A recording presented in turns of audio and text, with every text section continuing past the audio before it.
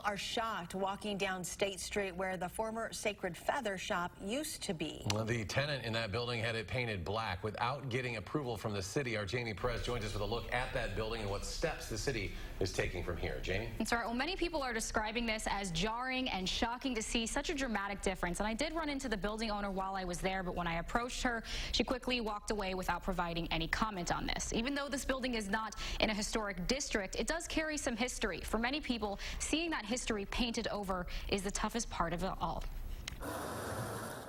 It was shocking to look out and see this building radically changed in just a few hours. Stephen Manley is the owner at B-Side Records just across the street from the former building that was once home to the Sacred Feather. When he looked out his window and saw that his normal view outside was a bit different, it wrinkled a few feathers. It was beautiful, one of the most beautiful buildings downtown easily, and it seemed to me that they were really altering it in a way that people are going to be upset. He asked the city building inspector if this had been approved. It hadn't. I just think it's unfortunate that they did this without even asking whether or not it was an issue. Underneath the black paint, this building is a natural stone and brick. Just next door at the Dubai Mediterranean restaurant and bar, business owner Mayar McTabby said he's shocked, and then yeah, it was heartbreaking.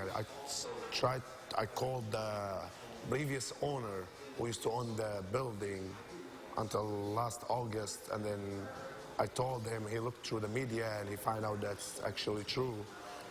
He was crying. The previous owner of this building wasn't available to comment, but he sold many hats to longtime Madison resident Doug LaFollette. Yes, I've walked up and down State Street for 30, 40 years. First thing, I hated to see this hat store leave, because there's no place to buy hats really now.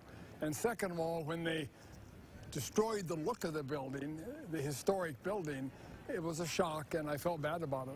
The building inspector said the owner and renter are willing to work to come up with a plan to remove the paint without damaging the building.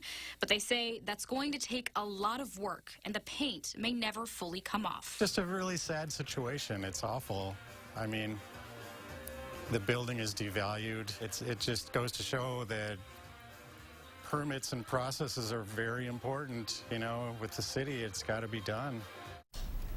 The building inspection department mentioned that the person renting the building is planning to open a coffee shop there. They have 2 weeks to remove the paint from the building. If they cannot do it, the Urban Design Commission will decide how to handle things from there.